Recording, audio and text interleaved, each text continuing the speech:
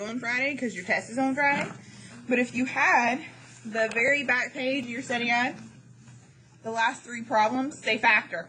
Literally, there's still more factoring problems, specifically the difference of cubes. Hence why I reminded you yesterday to take careful attention with number 9. If you can't do that, you're killing me, Smalls. Alright, you can go ahead and cross off 4 and 5 since we're already on this page. That would involve that theorem that you and I discussed that I think is, it's a great theorem to think about the factors of the p, the factors of the q, and then our roots have to deal with that. But again, I've got my graphing calculator. I can look to see where it crosses the x-axis. I don't need this theorem to give me a list of potential options. I can already look at some options by looking at my calculator. Okay, so just wanted to remind you, if you thought factoring was going away, it's not. It's on the study guide, which means it's on the test, so that means we do need to take these math workshop problems seriously. Okay, number 8 is super easy. I need 2 things to add to -1 and multiply to -12. -4 and +3. I heard it from 3 groups. I believe it was 2, 3, and 6, but I don't know who. That feels right. 2, 3, and 6 get a point. Anyone else want to say they said things? I said it. You did. You did not. I know your voice too well. Nice try though. Okay, let's go to 10 next. We'll save 9 for last since I'm telling you it is the important one of the day. Is it h minus 3 that's going to be Say what now, Mom?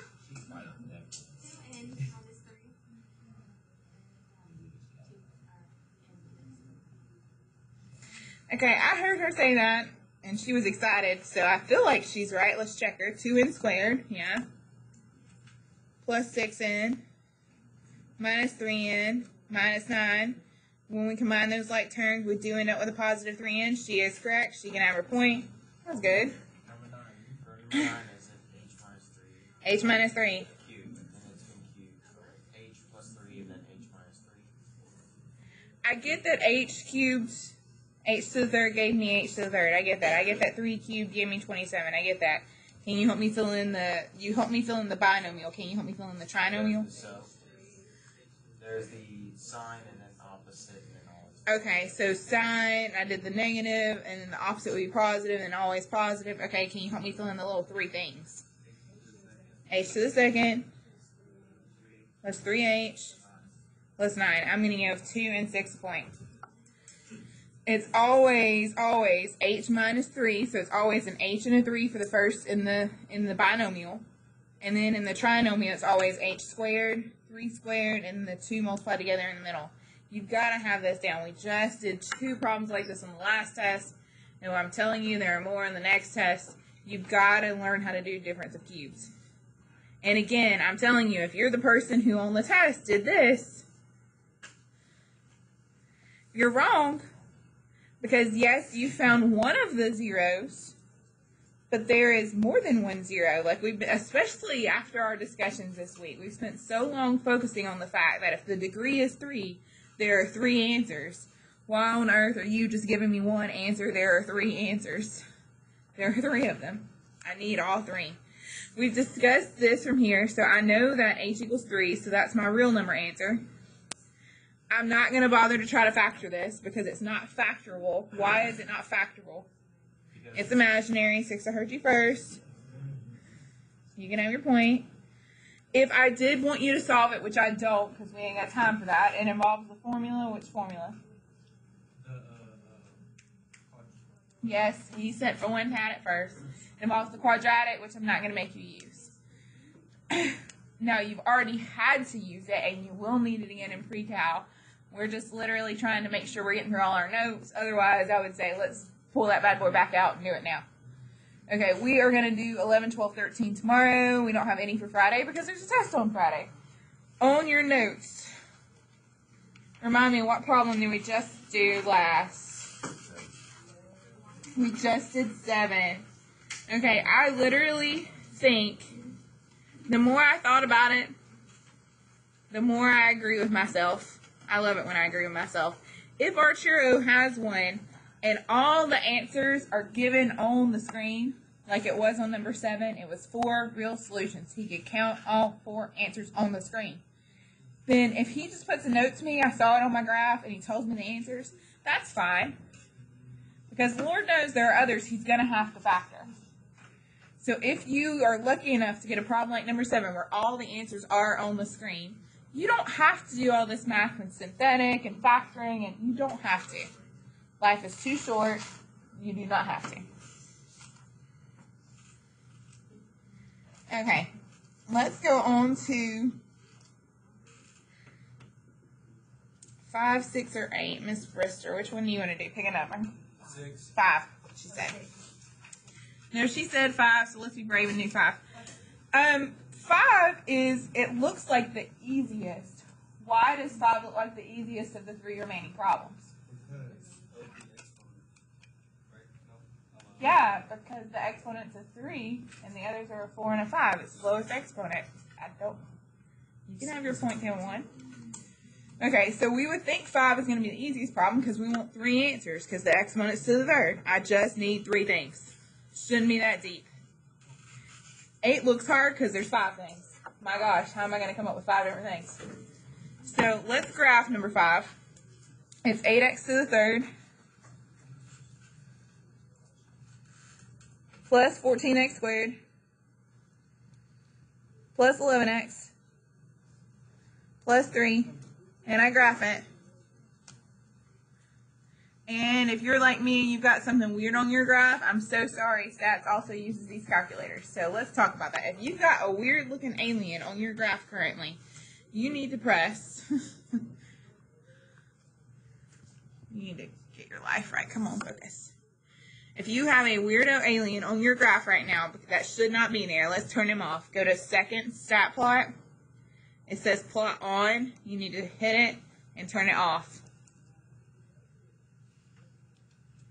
Okay, hopefully that wasn't many of you. Okay, now I've got it, and I'm excited because it was cubed, and it had a positive leading coefficient. Notice my snake going up the wall. I'm excited about that. I see one answer. And it's negative 0.5. He says it's at negative 0.5. How can we make sure? Let's press trace. Negative 0.5, is he correct? He is, so he can have a point. So we found one of our answers. It's negative 0.5. So yay, we've got one of them. What do I at least know about the other 2 from this graph? Well, they're out there somewhere. But what kind of answers are they? Looking at this graph.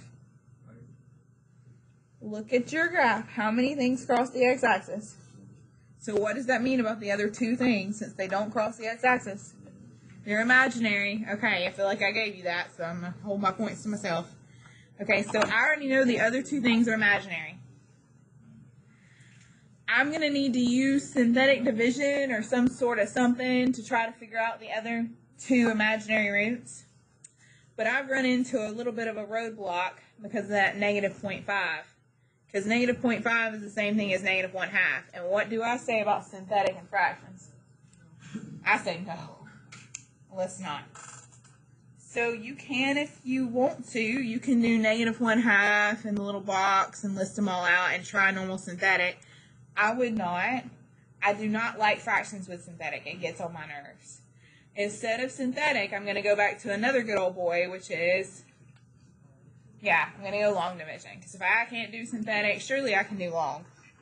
Okay, so, and again, I realize Miss Compton is a math teacher, and I promise you there's not one like this on the test. I promise you. But, I mean, there are still ones we need to think through with our brains, though, so this is still a good problem. I really want to turn this into something.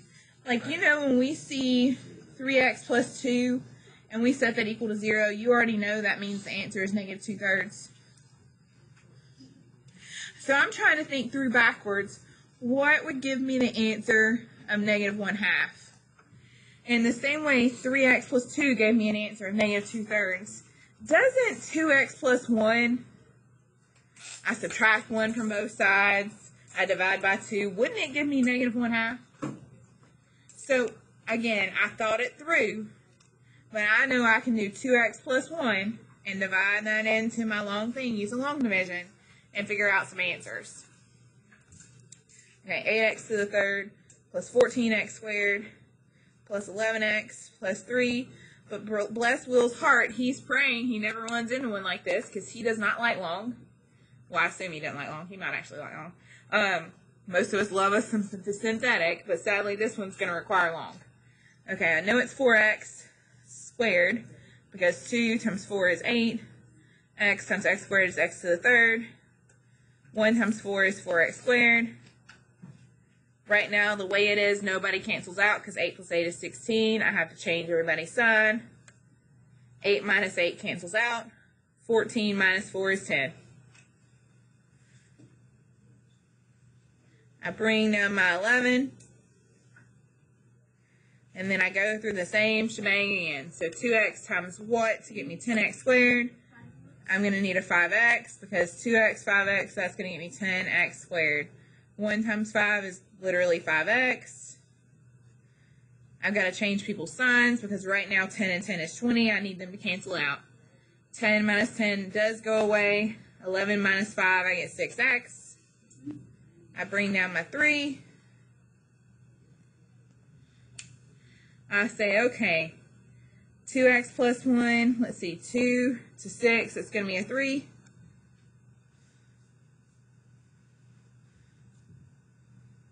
One times 3 is 3. And then lo and behold, everybody cancel out and I have a remainder of 0. Well, no duh. I was supposed to have a remainder of 0. Again, with synthetic or with long, when we're doing these problems, if it really is a 0 of the polynomial, of course you have a remainder of 0 at the end. So we did all this work and we figured out, well, we already knew the 1/2, the negative 1/2. But now we figured out the other part, the 4x squared plus 5x plus 3. So I'm actually really glad Miss Brewster picked this exact problem to go right after what we were just discussing. Because you and I both know that this is going to be a problem. It's not going to be factorable because we know it's too imaginary. So we're never going to reach the 2 I want unless we use that quadratic formula, and you do not have to this test. So literally you can draw you an arrow and just say both imaginary.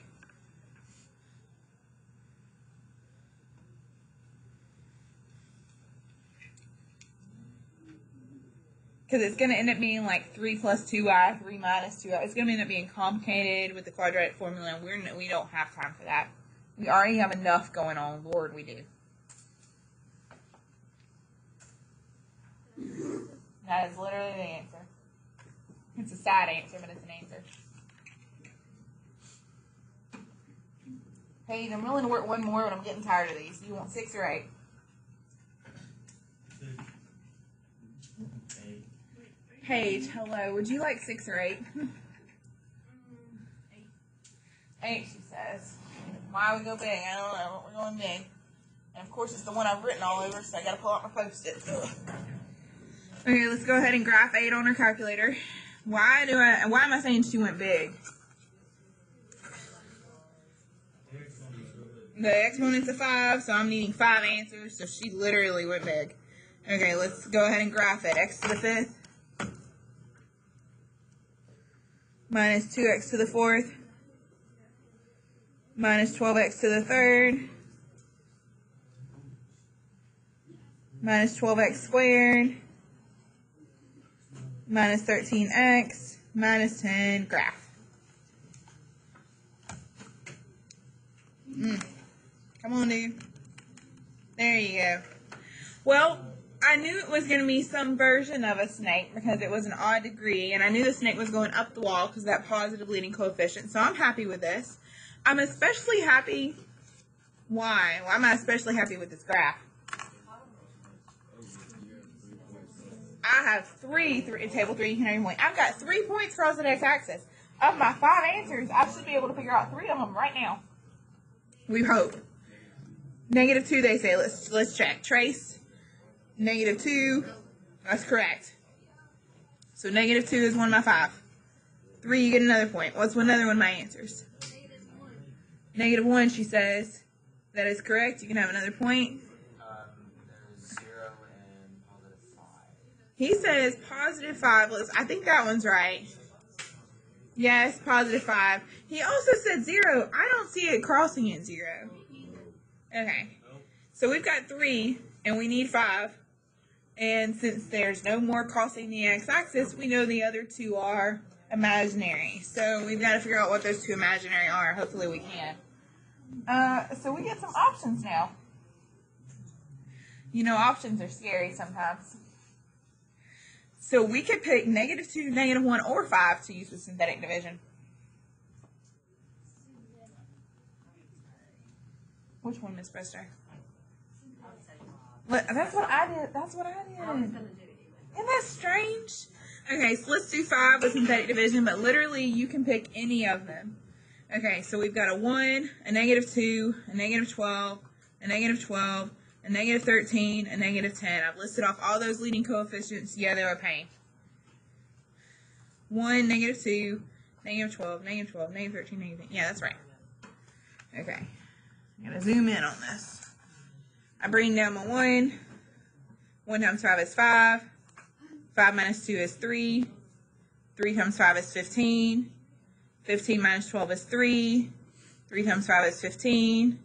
15 minus 12 is 3. 3 times 5 is 15. This is getting old.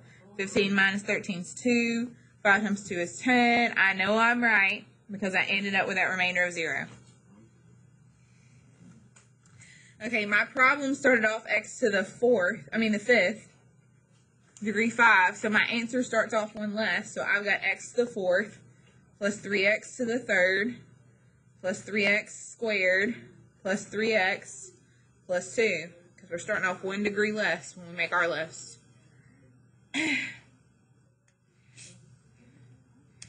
I don't know about you, and I know normally from here, lately we've done, it's been the same pattern over and over again for most problems. It's been do synthetic once, then do grouping, then you know your answers.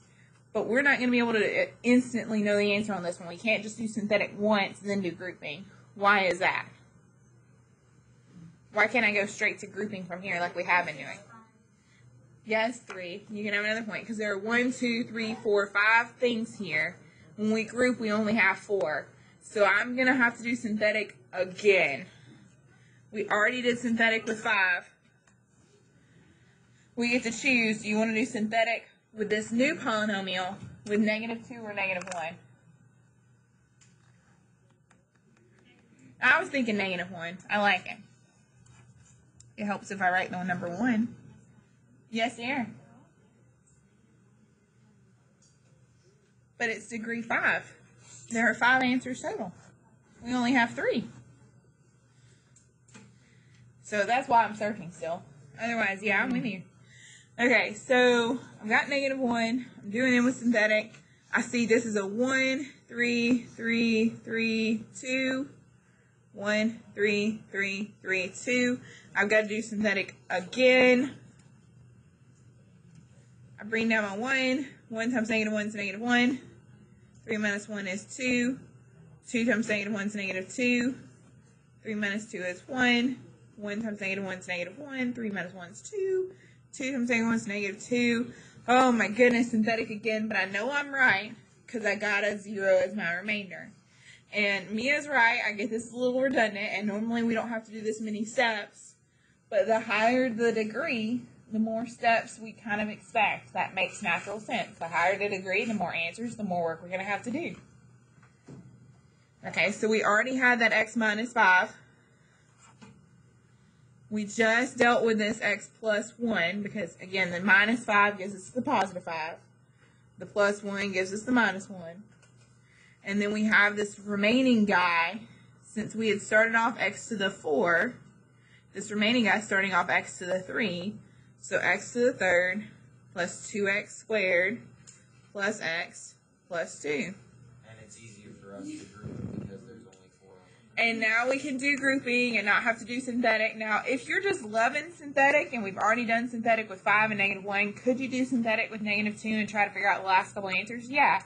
But I'm with Arturo. I finally see 4 terms. I can group and hopefully get to that answer a little faster. Okay, so I've still got that x minus 5. I've still got the x plus 1.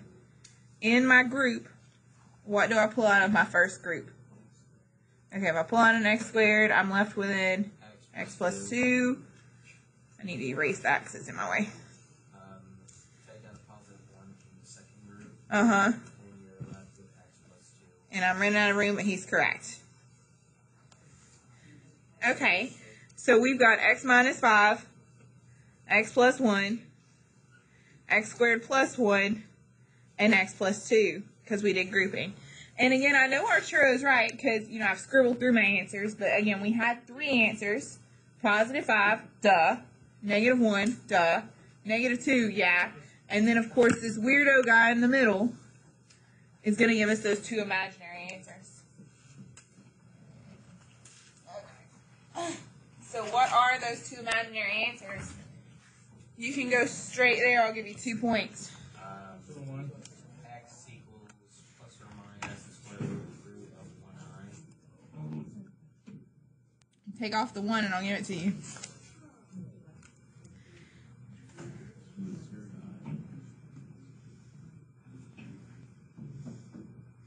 Archer, you can have the point. I'll give you 1 point, not 2. Just, I'm literally being picky. Okay, so we had this. But again, you and I already knew these 3 answers. We already knew 5, negative 1, and negative 2. We literally have been working this entire time to try to figure out this. So if I do x squared plus 1 equal to 0, I get x squared equals negative 1. I end up taking the square root of both sides. I get plus or minus the square root of negative 1, which is I. So literally 5, negative 1, negative 2, and then plus I and minus I. So plus or minus I. I finally have all 5. So Mia was right. We had 3 to begin with. We did all that work to get the final 2 because they were imaginary, and the imaginary ones require a little extra effort. Now, you have to admit, this has been a royal pain in the rear. Every problem seems to take us about 3 to 4 minutes. And that's so annoying. So you would think, flip to the next page. You would think, my gosh, it is so annoying to have to find the zeros once I'm given the polynomial. I bet if they gave me the zeros and I find the polynomial, it would be just as annoying. And it's actually not. So if you look on the next page, what if we went in reverse? What if we already knew all the answers? Could we then write a polynomial? So let's go backwards. So if 5 is an answer, then I actually have x, what? I actually have x minus 5. Thank you. You can have a point. If negative 2 is an answer, then I actually have x. And if negative 1 is an answer, then I actually have x. Okay, and literally, I'm going to FOIL it out and figure out the long, complicated polynomial. But if you got to here, you're literally going to get counted off maybe 1 more point after this. Because you understood negative 5 gives me a solution of positive 5. Positive 2 gives me a solution of negative 2. Positive plus 1 gives me the negative 1.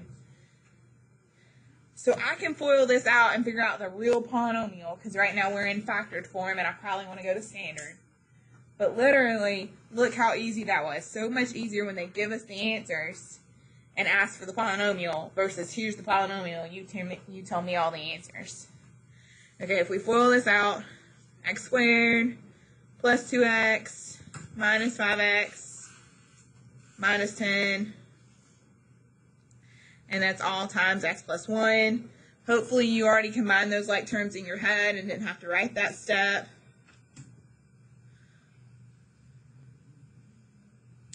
And lo and behold, poor Seth is back on test 1 now because there were a ton of ones like this of can Seth actually multiply when it's a trinomial binomial. He's got to distribute and distribute carefully.